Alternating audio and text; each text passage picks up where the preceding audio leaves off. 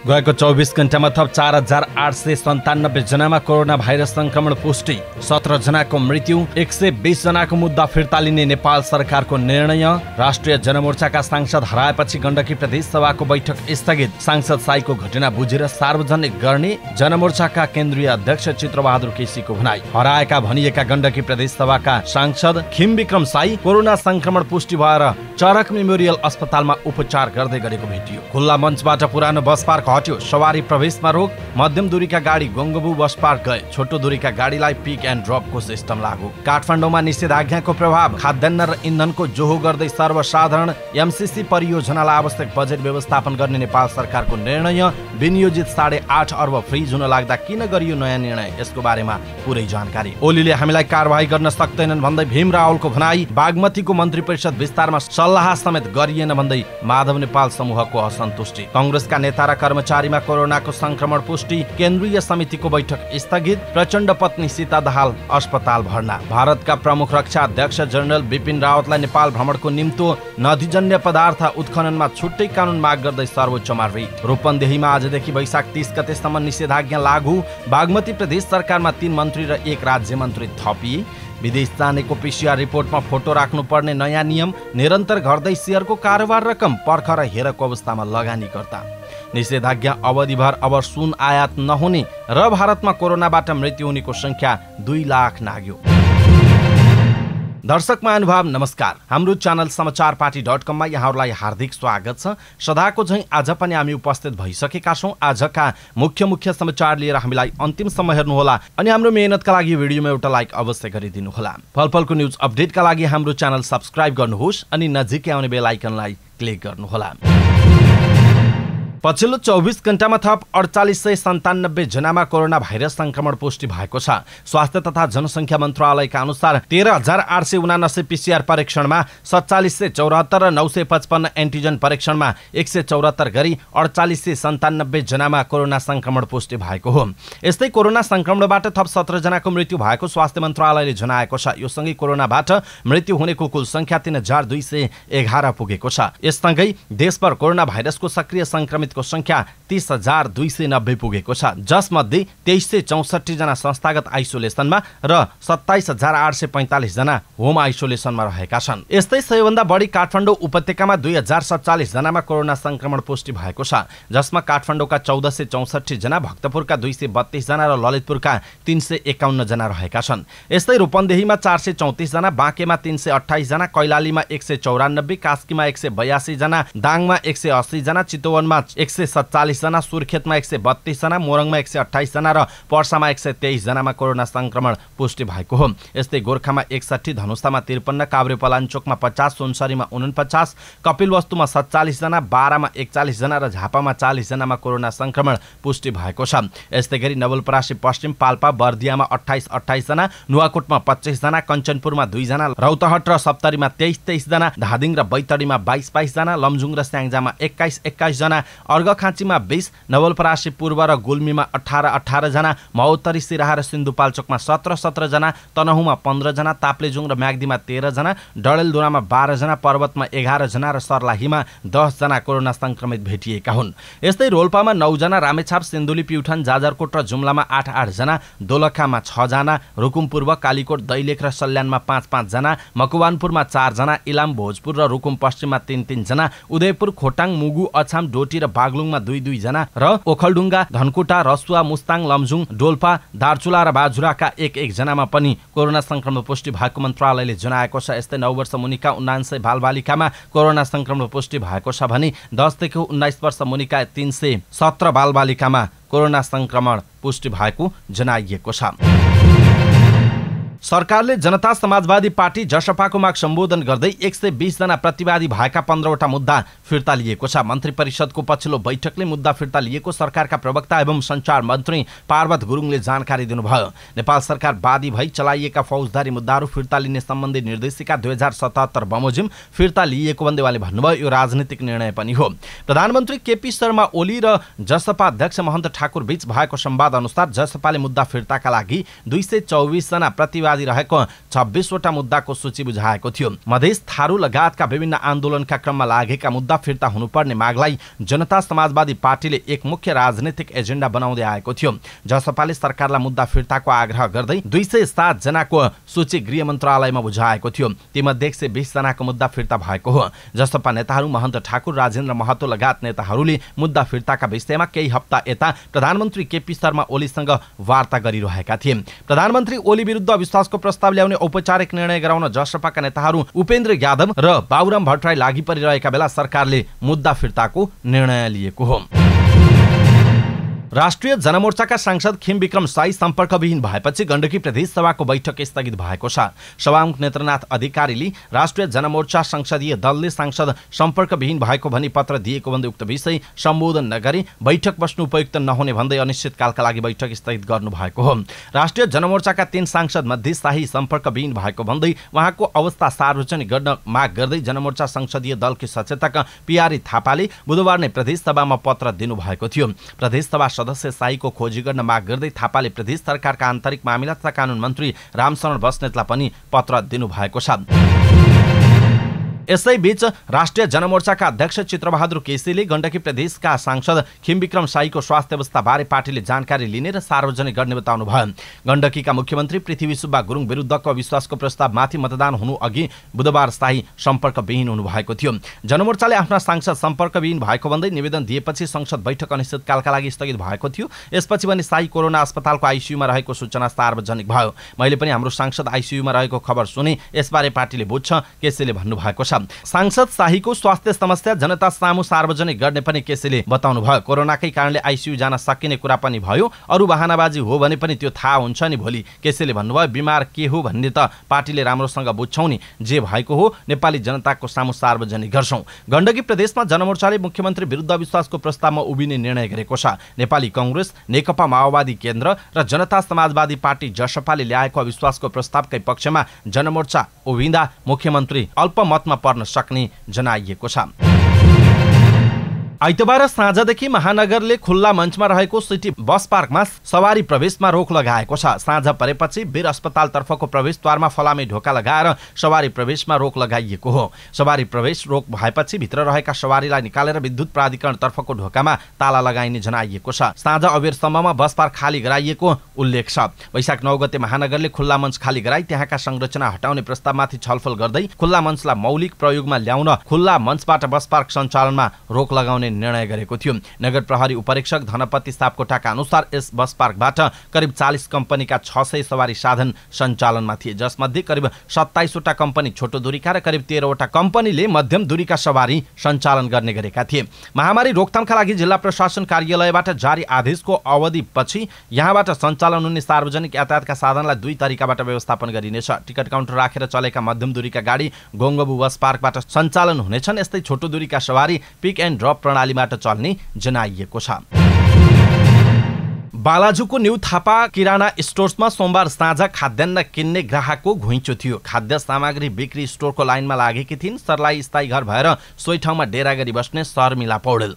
झमक्क साँझ पर्दै गर्दा उहाँले किराना पसलबाट 1 बोरा चामल, 4 किलो दाल, 2 किलो गेडागुडी, 1 किलो लुगा धुने डिटर्जेन्ट पाउडर र चिनी, जिरा, मसला समेत किन्नुभयो। सरकारले उपत्यकामा बिहीबारदेखि लागू हुने गरी निषेधाज्ञा जारी गरेको छ। तत्काल चुलोमा चाहिने कुरा अभाव नहोस् भनेर जोहो गरेकी हुँ, शर्मिलाले भन्नुभएको छ। पसल सञ्चालकले केही बेरमा चामल घरमा ल्याइदिने भनी उहाँ चामल बाहेकका अरू सामान लिएर डेरातर्फ लाग्नुभयो। शर्मिला एक उदाहरण मात्र हुनुहुन्छ। स्थानीय प्रशासनले निषेधाज्ञाको घोषणा गरेपछि उपत्यकाका उपभोक्ताले इन्धन र खाद्यान्नको जोहो गर्न थालेका छन्। बुधबार पनि काठमाडौँका अधिकांश पेट्रोल पम्पहरूमा इन्धन भर्नेहरूको लामो लाइन लागेको थियो। लामो समय नबिग्रने खाद्यान्न र इन्धनको जोहो गर्न इन्धन डिपो तथा किराना पसलमा भिड बढेको विक्रेताहरूले बताएका छन्। सोमबार मात्रै सरकारले आजबाट लागू हुने गरी काठमाडौँ उपत्यकामा 2 साता लामो निषेधाज्ञा जारी गरेको छ। यसैबीच दाल, चामल, गेडागुडी जस्ता खाद्यान्नको जोहो गर्न किराना पसलहरूमा उपभोक्ताको भिड सामान्यभन्दा धेरै भएको नेपाल खुद्रा व्यापार संघले जनाएको छ। सरकारले वैशाख 9 गते मन्त्री परिषद मार्फत मिलेनियम च्यालेन्ज एकाउन्ट नेपालका लागि आवश्यक बजेट व्यवस्थापन गर्न स्वीकृति दिने निर्णय गरेको छ। मिलेनियम च्यालेन्ज एकाउन्ट नेपालमा अमेरिकी सहयोगमा सञ्चालन हुन लागेको मिलेनियम च्यालेन्ज कर्पोरेसन एमसीसी अन्तर्गतको प्रसारण लाइन आयोजना व्यवस्थापन तथा सञ्चालन गर्न गठित संयन्त्र हो। सरकारले आवश्यक बजेट व्यवस्थापन गर्न स्वीकृति दिने निर्णय गरेपछि मिलेनियम च्यालेन्ज एकाउन्ट नेपालले कुनै थप बजेट पाउन लागेको होइन। मिलेनियम च्यालेन्ज एकाउन्ट नेपालका एक अधिकारीका अनुसार चालु आर्थिक वर्षका लागि सरकारले बजेट मार्फत नै आयोजनामा खर्च गर्न 10 अर्ब बजेट दिएको छ। त्यसमध्ये नुवाकोटको रातोमाटोमा 385 रोपनी जग्गा किन्न करिब 1 अर्ब 35 करोड मात्र खर्च भएको छ। त्यसबाहेक कार्यालय र कर्मचारी व्यवस्थापनमा पनि खर्च भएको छ। खर्च गर्न नसकेर 8.5 अर्ब भन्दा बढी रकम फ्रिज हुने अवस्था रहेको जनाइएको छ। आयोजना पूर्व तयारीकै क्रममा रहेको र ठेक्का लगाउने काम समेत हुन नसकेकाले अपेक्षा अनुसार खर्च हुन नसकेको त्यो अधिकारीले बताउनु भयो। अधिकारीका अनुसार मिलेनियम च्यालेन्ज एकाउन्ट नेपालका लागि केही शीर्षकमा अपुग भएको बजेट पनि आन्तरिक रूपमा रकमान्तर गरिएको जनाइएको छ। त्यसो त किन सरकारले आवश्यक बजेट व्यवस्थापन गर्ने निर्णय गर्यो त? त्यो अधिकारीको अनुमान छ एमसीसी परियोजना अगाडि बढाउन वर्तमान सरकार प्रतिबद्ध छ भन्ने सन्देश दिन खोजिएको होला। यसो हुँदा परियोजनामा खर्च हुने रकम आन्तरिक रूपमा रकमान्तर गर्ने सहमति दिन सम्बन्धित मन्त्रीज्यूलाई पनि नैतिक रूपमा सहज हुन्छ। एमसीसी परियोजना बारे नेपालमा 2 वर्षदेखि राजनीतिक विवाद कायम रहेको छ। दर्शक महानुभाव, यसप्रति तपाईँको धारणा के छ? आफ्नो धारणा तलको कमेन्ट बक्समा कमेन्ट गर्नुहोला।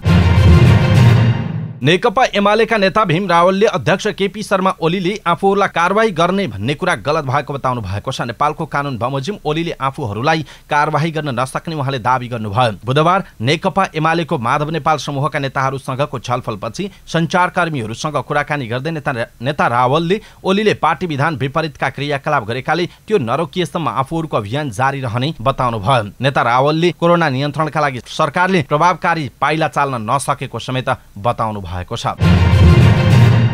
बागमती प्रदेशका मुख्यमन्त्री डोरमणि पौडेलले बुधबार मन्त्री परिषद विस्तार गर्नुभयो। साबिकको नेपाल कम्युनिस्ट पार्टी नेकपा विभाजित हुँदा पुष्पकमल दाहाल प्रचण्ड र माधव कुमार नेपाल समूहका नेताहरूले मन्त्रीबाट राजीनामा दिएका थिए। रिक्त रहेको मन्त्रालयमा मुख्यमन्त्री पौडेलले नयाँ मन्त्रीहरूलाई बुधबार नै शपथ गराउनुभयो। स्रोतका अनुसार एक साता अगाडि नै मन्त्री परिषद विस्तारको तयारी भए पनि रोकिएको थियो। मन्त्री परिषद विस्तार कसरी गर्ने भन्नेमा छलफल गर्न मुख्यमन्त्री पौडेल रोकिनु भएको थियो। तर बुधबार उहाँले अध्यक्ष केपी शर्मा ओली समूहका नेताहरूलाई मात्रै मन्त्री बनाउने तयारी गर्नुभयो। जबकि 23 फागुनको सर्वोच्च अदालतको फैसलापछि नेकपा एमाले र माओवादी केन्द्र पुनर्स्थापना भएपछि मुख्यमन्त्री पौडेल विरुद्धको अविश्वासको प्रस्ताव समेत रोकिएको थियो। तर मुख्यमन्त्री पौडेलले माधव कुमार नेपाल समूहसँग छलफल समेत नगरी मन्त्री परिषद पुनर्गठन गरिएको माधव नेपाल समूहका नेता अरुण नेपालले बताउनु भएको छ। नेपाली कांग्रेसको केन्द्रीय कार्य समितिको बैठक स्थगित भएको छ। केन्द्रीय सदस्य चिनकाजी श्रेष्ठ लगायतमा कोरोना संक्रमण पुष्टि भएपछि कांग्रेसले केन्द्रीय समितिको बैठक स्थगित गरेको हो। कांग्रेसका एक नेताले केन्द्रीय सदस्य श्रेष्ठ सहित अन्य नेताका पीएसओ सहयोगी र केन्द्रीय कार्यालयका कर्मचारीमा संक्रमण देखिएकाले बैठक स्थगित गरिएको बताउनुभयो। पछिल्लो राजनीतिक अवस्था र आसन्न 14औं महाधिवेशनको तयारीका विषयमा छलफल गर्न नेपाली कांग्रेसले बुधबार केन्द्रीय समितिको बैठक बोलाएको थियो। बैठक अघि कांग्रेसले आफ्ना नेताहरूको पीसीआर परीक्षण अनिवार्य गरेको थियो। नेकपा माओवादी केन्द्रका अध्यक्ष पुष्पकमल दाहाल प्रचण्डकी पत्नी सीता दाहाललाई अस्पताल भर्ना गरिएको छ। उहाँलाई ललितपुरको मेडिसिटी अस्पतालमा भर्ना गरिएको हो। प्रचण्डको पारिवारिक स्रोतका अनुसार सीतालाई मंगलबार बिहान अस्पताल भर्ना गरिएको हो। अस्पताल पुर्याउँदा उहाँको शरीरमा सोडियमको मात्रा कम भएको पाइएको र केही सुधार देखिएको चिकित्सकलाई उद्धृत गर्दै स्रोतले बताएको छ। यद्यपि अस्पतालबाट कहिले डिस्चार्ज गर्ने भन्ने यकिन छैन। सीता दाहाल लामो समयदेखि पार्किन्सन जस्तो देखिने जटिल प्रकारको रोग प्रोग्रेसिभ सुपरा न्युक्लियर पाल्सी पीएसपीबाट पीडित हुनुहुन्छ। गत पुसमा उहाँलाई भारतको नयाँ दिल्लीमा उपचार गरी ल्याइएको थियो। हालै उहाँका छोरीहरूले सामाजिक सञ्जालमा पोस्ट गरेको एउटा तस्बिरमा सीताको स्वास्थ्य थप बिग्रिँदै गएको जस्तो देखिएको थियो। सरकारले भारतका प्रमुख रक्षा अध्यक्ष जनरल बिपिन रावतलाई नेपाल भ्रमणको निम्तो पठाउने भएको छ। वैशाख 9 गते बसेको मन्त्री परिषदको बैठकले सो निर्णय गरेको सूचना सञ्चार तथा प्रविधि मन्त्री पार्वत गुरुङले जानकारी दिनुभयो। मन्त्री परिषदको निर्णयमा दुवै पक्षको सहमति अनुसार नेपाल भ्रमणका लागि औपचारिक निमन्त्रणा पठाइने उल्लेख छ। गत वर्ष नोभेम्बरमा कोरोना महामारीकै बीच भारतीय सेनाका प्रमुख एमएम नरवणेले नेपालको भ्रमण गर्नुभएको थियो। नदीजन्य पदार्थको अवैध उत्खनन र दोहन रोक्न कानूनको माग गर्दै सर्वोच्च अदालतमा रिट दर्ता भएको छ। वातावरण तथा कानून समाजमा आबद्ध अधिवक्ता पदमबहादुर श्रेष्ठ सहित 7वटै प्रदेशका कानून व्यवसायीले प्राकृतिक स्रोत उत्खनन तथा नियन्त्रण कानून माग गर्दै संयुक्त रूपमा रिट दिएका हुन्। रिटमा प्रधानमन्त्री तथा मन्त्री परिषदको कार्यालय, वन तथा वातावरण मन्त्रालय, ऊर्जा जलस्रोत तथा सिंचाई मन्त्रालय, गृह मन्त्रालय, खानेपानी मन्त्रालय, 7वटै प्रदेशका मुख्यमन्त्री तथा मन्त्री परिषद कार्यालय लगायत 18 निकायलाई विपक्षी बनाइएको छ। नदीजन्य पदार्थ उत्खननको विषयमा विभिन्न सञ्चार माध्यममा प्रकाशित समाचारलाई उद्धृत गर्दै रिट निवेदनमा संघीय सरकार र प्रदेश सरकारहरू वातावरण संरक्षणको मामिलामा गम्भीर नदेखिएको उल्लेख गरिएको छ। रिटमा नदीजन्य पदार्थको जथाभावी उत्खनन हुने समस्याको स्थायी समाधान गर्न र नदीको संरक्षण गर्न नदीजन्य पदार्थ तथा प्राकृतिक स्रोत उत्खनन तथा नियन्त्रण ऐन तत्काल बनाई लागू गर्न सरकारका नाममा आदेश माग गरिएको छ। कोरोना संक्रमण नियन्त्रणका लागि रूपन्देहीमा आजदेखि वैशाखको 30 गतेसम्म निषेधाज्ञा जारी गरिएको छ। जिल्ला प्रशासन कार्यालय रूपन्देहीले एक आदेश जारी गर्दै तीव्र रूपमा फैलिएको कोरोनाको दोस्रो लहरको नियन्त्रणका लागि बिहीबार बिहान 6 बजेदेखि वैशाख 30 गते बिहान 6 बजेसम्मका लागि रूपन्देही जिल्लाभर लागू हुने गरी निषेधाज्ञा जारी गरिएको जनाएको छ। निषेधाज्ञा अवधिमा अत्यावश्यक सेवा बाहेक अन्य सबै प्रकारका गतिविधिमा रोक लगाइएको छ। यस्तै औषधि उपचार तथा अन्य अत्यावश्यक काममा बाहेक घर बाहिर ननिस्कन सर्वसाधारणलाई आग्रह गरिएको छ। प्रमुख जिल्ला अधिकारी अस्मान तामाङद्वारा जारी आदेशमा निषेधाज्ञा अवधिभर जिल्लाभित्र सबै प्रकारका निजी तथा सार्वजनिक सवारी साधन सञ्चालनमा रोक लगाइएको उल्लेख छ। यसैगरी अन्तर्राष्ट्रिय सीमा नाकामा भारत लगायत तेस्रो मुलुकबाट स्थलमार्ग हुँदै नेपाल प्रवेश गर्न पूर्ण रूपमा रोक लगाइने जनाइएको छ। बागमती प्रदेशका मुख्यमन्त्री डोरमणी पौडेलले मन्त्री परिषद विस्तार गर्नुभएको छ। मुख्यमन्त्री पौडेल विरुद्ध विश्वास प्रस्ताव दर्ता गरेर 3 मन्त्रीले राजीनामा दिएपछि रिक्त रहेका मन्त्रालयहरूमा पौडेलले बुधबार मन्त्री नियुक्त गरेर मन्त्री परिषदलाई पूर्णता दिनुभयो। मुख्यमन्त्री पौडेलले एमालेका मुख्य सचेतक केशवराज पाण्डेलाई आन्तरिक मामिला तथा कानून मन्त्री, सांसद सरेश नेपाललाई उद्योग वन पर्यटन तथा वातावरण मन्त्री, सरस्वती बस्नेतलाई सामाजिक विकास मन्त्री र डाक्टर रामकुमार अधिकारीलाई सामाजिक विकास राज्य मन्त्री बनाउनु भएको छ। थपिएका 3 मन्त्रीलाई बागमती प्रदेश प्रमुख विष्णु प्रसाईले पद तथा गोपनीयताको शपथ ग्रहण गराउनु भयो। यस्तै राज्य मन्त्री अधिकारीलाई मुख्यमन्त्री पौडेलले शपथ गराउनु भयो। गत पुस 10 गते आन्तरिक मामिला तथा कानून मन्त्री शालिग्राम जमरकटेल, सामाजिक विकास मन्त्री युवराज दुलाल र उद्योग पर्यटन वन तथा वातावरण मन्त्री अरुण नेपालले राजीनामा दिएपछि ती मन्त्रालय नेतृत्वविहीन भएका थिए। जमरकटेल र दुलाल माओवादीका सांसद हुनुहुन्छ भने नेपाल एमालेको माधव नेपाल पक्षका हुनुहुन्छ। सरकारले विदेश जाने प्रयोजनका लागि गरिने पीसीआर परीक्षण रिपोर्टमा सम्बन्धित व्यक्तिको फोटो राख्नुपर्ने नियम बनाएको छ। विदेश जानेको पीसीआर परीक्षण ए वर्गका प्रयोगशालामा मात्र गरिने र ती रिपोर्टमा सम्बन्धित व्यक्तिको फोटो र बारकोड राख्नुपर्ने स्वास्थ्य तथा जनसङ्ख्या मन्त्रालयले जनाएको छ। वा आइएमयू अनलाइन प्रणाली मार्फत नाकामै हेर्न मिल्ने गरी उपलब्ध गराइएको रिपोर्ट मात्र मान्य हुने व्यवस्था गर्ने निर्णय भएको मन्त्रालयका सहप्रवक्ता डाक्टर समीर कुमार अधिकारीले जानकारी दिनुभयो। यसअघि काठमाडौँका सूर्या ल्याबमा गरिएको पीसीआर परीक्षणको रिपोर्ट नक्कली फेरा परेको थियो। उक्त घटनापछि सरकारले रिपोर्ट परीक्षणमा कडाई गरेको हो। शेयर कारोबार रकम यस साता निरन्तर घटेको छ। साताको पहिलो 2 दिन शेयर कारोबार मापक नेप्से परिसूचक घटेको थियो। त्यसपछि मंगलबार बजार उच्च अङ्कले बढ्यो भने बुधबार फेरि बजार घटेको छ। बजारमा निकै ठूलो अङ्कको घटबड भइरहे पनि शेयर कारोबार रकम भने निरन्तर घटेको छ। आइतबार शेयर कारोबार रकम 7 अर्ब माथि भएकोमा बुधबारसम्म आइपुग्दा 4 अर्ब रुपैयाँ पनि पुगेन। सोमबार 6 अर्ब 59 करोड रुपैयाँको शेयर कारोबार भएको थियो भने मंगलबार घटेर 5 अर्ब रकम माथि पुगेको थियो। त्यस्तै कारोबार रकम घट्ने क्रम चौथो दिन पनि जारी रह्यो। बुधबार 3 अर्ब 79 करोड रुपैयाँको मात्र कारोबार भएको नेपाल स्टक एक्सचेन्जले जानकारी दिएको छ। मंगलबार उच्च अङ्कले बढेको नेप्से परिसूचक बुधबार भने कायम रहन सकेन। बुधबार नेप्से परिसूचक 13.79 अङ्कले घटेर 2585.28 अङ्कमा झरेको छ। यसैबीच क वर्गका कम्पनीहरूको कारोबार मापन गर्ने सेन्सिटिभ इन्डेक्स पनि 2.16 अङ्कले घटेको छ। केही दिन यता लगातार बढिरहेका 2 कम्पनीहरू महिला लघुवित्त वित्तीय संस्था र विशाल बजार कम्पनीको शेयर मूल्य बुधबार पनि उच्च अङ्कले बढेको छ। महिला लघुवित्तको आइपिओ स्वीकृत भएसँगै सुरु भएको बढ्ने क्रम अझै जारी छ। बुधबार महिला लघुवित्तको शेयर मूल्य 9.99% बढेर प्रति किता 2841 रुपैयाँ पुगेको छ। विशाल बजारको पनि 9.99% नै बढेर प्रति किता 4636 रुपैयाँ पुगेको जनाइएको छ। नेपाल सुन चाँदी व्यवसायी महासंघले निषेधाज्ञा अवधिभर बैंक मार्फत हुने सुनको आयातलाई रोक्ने निर्णय गरेको छ। निषेधाज्ञाका कारण देशका प्रमुख शहरहरूमा सुनको कारोबार नहुने भएकाले आयात रोक्ने निर्णय गरिएको महासंघका महासचिव धर्मसुन्दर वज्राचार्यले बताउनु भएको छ। अहिले हरेक दिन बैंक मार्फत 20 किलो कच्चा सुन आयात भइरहेको छ। बिहिबारदेखि प्रमुख शहरहरूमा कारोबार हुँदैन, त्यसैले आयात रोक्ने निर्णय गर्यो। महासचिव वज्राचार्यले भन्नुभयो, निषेधाज्ञा अवधिभर महासंघको कार्यालय सहित निषेधाज्ञा घोषणा भएका क्षेत्रमा सुन चाँदीको कारोबार रोक्ने निर्णय पनि महासंघले गरेको छ। निषेधाज्ञा अवधिभर सुनको बजार कारोबार मूल्य भने तोक्ने कार्य भने निरन्तर रहने महासंघले जनाएको छ। र भारतमा कोरोना भाइरस कोभिड-19 को संक्रमणबाट मृत्यु हुनेको संख्या 2 लाख नागेको छ। भारतको स्वास्थ्य एवं परिवार कल्याण मन्त्रालयका अनुसार अहिलेसम्म 2,01,187 जनाको कोरोना संक्रमणका कारण मृत्यु भएको छ। पछिल्लो 24 घण्टामा मात्र भारतमा कोरोना संक्रमणका कारण 3,293 जनाको मृत्यु भएको छ। भारतमा पछिल्लो 24 घण्टामा 3,60,000 भन्दा धेरै नयाँ संक्रमित थपिएका छन्। सबैभन्दा प्रभावित महाराष्ट्रमा 66,000 भन्दा धेरै नयाँ संक्रमित थपिएका छन् भने उत्तर प्रदेश र केरलामा 32,000 भन्दा धेरै नयाँ संक्रमित थपिएका छन्। कर्नाटकमा पनि थप 31,000 संक्रमित भेटिएका छन्। यससँगै भारतमा कोरोना भाइरसबाट संक्रमित हुनेको समग्र संख्या 1,79,97,000 नागेको छ। भारतमा कोरोनाका सक्रिय संक्रमितको संख्या पनि 29,78,000 नागेको छ। भारतमा उल्लेख्य संख्यामा कोरोनाको संक्रमण बढेसँगै अमेरिका लगायत केही मुलुकले भारतलाई स्वास्थ्य सामग्री सहयोग गरेका छन्।